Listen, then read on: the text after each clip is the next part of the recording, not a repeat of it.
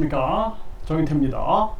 빚내서 빚 갚는 서민들 이 나라 어쩌나, 참 답답한 현실인데요. 저도 이제 한국에 와가지고 어제 귀국을 했죠. 이 아세안 지역을 둘러보고 특히 또 베트남 지역에서 또 많은 토론들을 하면서 느꼈던 것이, 참 이 대한민국 상황이 참 심각하다라는 생각을 안 할 수가 없습니다. 특히 이제 제가 집중적으로 베트남에서 느꼈던 것은 서민들의 먹거리가 안정돼 있다라는 거예요. 그래서 대학가에서 식사를 하는데 이 쌀국수 한 그릇을 이제 그 나라 돈으로는 25,000동, 그러니까 한국 돈으로 따지면은 한 1250원 하는 겁니다. 그러니까 1250원이면은 충분히 그 대학생들이라든지 서민들이 먹을 수 있는 그러한 가격이에요. 그리고 큰 차이가 없습니다. 제가 3년 만에, 코로나 때문에 3년 만에 갔는데도 불구하고 3년 전과 달라진 게 별로 없어요. 그런 모습 보면서 이 나라가 최대한 그 서민들을 생각하고 있구나, 그런 것들을 많이 느끼게 됐습니다. 그러니까 정치 체제라는 것이 보게 되면은 뭐 공산주의다, 뭐 민주주의다, 뭐 이게 사실 기득권들이 이렇게 만들어 놓은 그러한 부분들이 굉장히 많은 거죠. 가장 중요한 것은 국민들의 삶인데 기득권들이 자신들의 유리하게 이용해 먹는 거죠. 그 원래 공산주의 사상 같은 경우도 보면은 원래 본래는 굉장히 이상적인 이론인데도 불구하고 김일성이라든지 또는 마오쩌둥이라든지 이런 자들이 자신들이 권력 유지를 위해서 악용하는 그러한 부분들이 결국에는 많은 국민들을 고통으로 몰고 간 그러한 부분들이 있는 겁니다. 그래서 이 참 안타까운 부분이에요. 그래서 이 우리 한국 사회를 보면은 서민들을 위하지 않고 서민들을 생각하지 않는 그러한 모습이 저는 굉장히 안타까웠고 그것이 많이 좀 가슴 아팠습니다.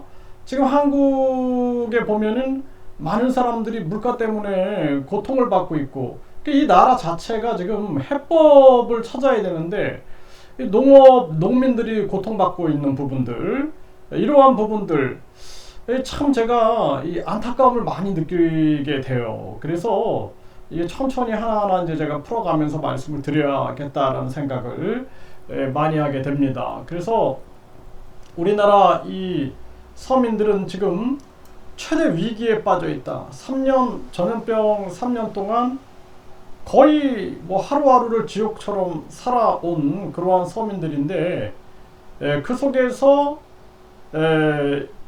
기득권자들은 재산을 불렸죠. 서민들이 고통을 받을 때 자기들은 재산을 불려오는 거고, 그 속에서 국민들은 정말 절망과 고통 속에서 시간을 또 희망을 잃어가면서 그렇게 살아왔는데, 갑자기 또 급격한 금리 인상에다가 전쟁 위기에다가 이런 것들을 만들어내면서 가까스로 살아가고 있는 서민들을 더 절망과 고통 속으로 몰아넣고 있는 것이 이제 한국의 상황이다, 이렇게 판단을 하게 됩니다.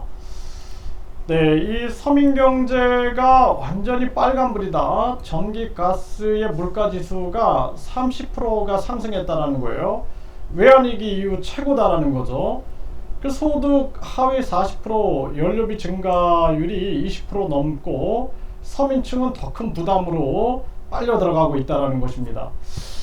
참 이게 안타까워요. 네, 정말 안타깝고, 어떻게 하면 서민층, 뭐 돈 많은 분들은 그렇게 큰 타격을 받지 않지만 서민들은 당장 목숨이 왔다 갔다 한다라는 것을 우리가 잊어서는 안 되는 거죠. 그래서 이런 부분들 보면은 참 마음이 아픕니다. 이게 또 이제 물가 지수를 정부가 올리고 또 이걸 잡는다고 금리를 올리고 이런 COG를 하고 있는 거죠.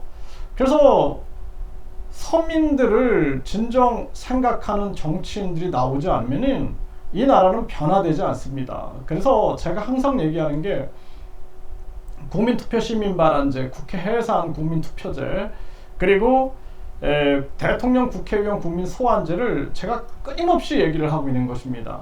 그래서 그런 정치인이 나온다라는 것을 기대하는 것보다 또 그 정치인이 나와봤자 힘을 쓸 수 없다라는 거죠. 결국에는 뭐 대통령도 자살하고 그런 나라 아닙니까? 그래서 국민들이 직접 정치할 수 있는 그러한 세상을 열어야 된다. 이것이 굉장히 중요한 부분이다. 이렇게 말씀을 드리고요. 안산집에서 30대 여성이 숨진 채 발견됐다. 극단 선택 남성은 중태다.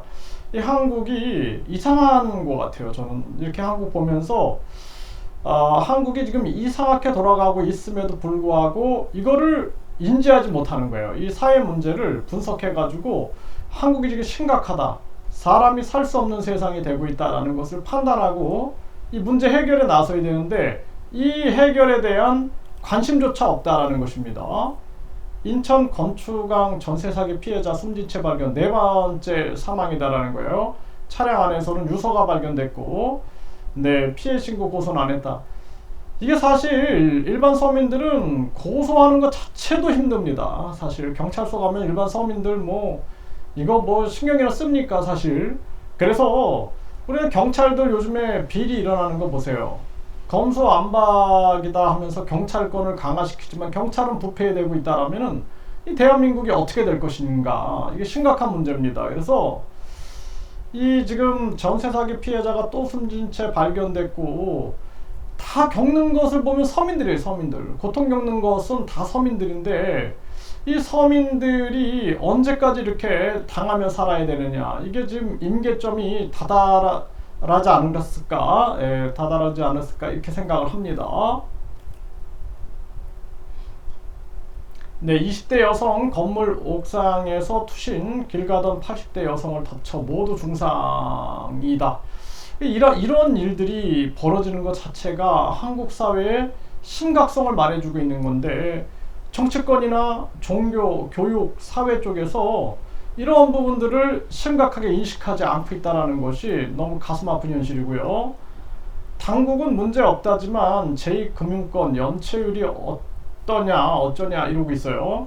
지금 연체율이 심각한 문제로 지금 가고 있는데, 제가 작년부터 계속 경고한 겁니다. 이거는 은행도 같이 멀어진다. 은행이 이자 잔치한다고 좋아하고 현금 부자들이 이자 잔치한다고 좋아하면서 급격한 금리 인상을 했는데, 결국에는 그 문제들이 이렇게 다시 나온다는 것을 인식을 안 할 수가 없는 겁니다.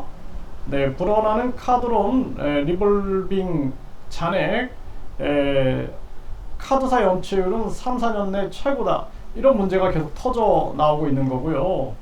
네, 저소득 자영업자의 비금융권 대출 대책이 시급하다.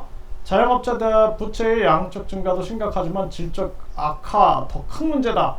이렇게 지금 상황이 심각해지고 있는 거죠. 빚내서 빚 갚는 이 서민들, 그리고 자영업자들이 벼랑 끝에 몰리고 있다라는 것입니다. 이게 심각한 문제가 아닐 수가 없어요. 네, 심상치 않은 은행 연체율, 가계 자영업자들은 비상이다라는 것입니다. 참 이 정치권에서 이러한 문제들을 인식을 해야 되는데 이게 기대가 안 됩니다. 그래서 우리나라는 이제 국민 직접 정치 시대를 열어서 국민들이 직접 정치할 수 있는 국민 주권 시대를 반드시 열어야 되고, 제가 계속 고민을 해봐도 나올 수 있는 답은 오직 국민투표 시민발언제, 국회 해산 국민투표제, 대통령 국회의원 국민 소환제밖에 없다. 저는 그렇게 생각을 합니다. 그래서 우리 국민들이 이 제가 말씀드리는 부분들을 깊이 있게 생각하고 주변 사람들과 공유하면서 그것이 하나의 중대한 여론이 돼야 됩니다. 그렇지 않으면 대한민국에 미래가 없어요. 그놈이 다 그놈들이고 그나물의 그 밥입니다. 우리 국민들이 정말 정신 차리고 국민 주권 시대를 향해서 나가지 않으면 안 된다. 저는 그렇게 생각을 합니다.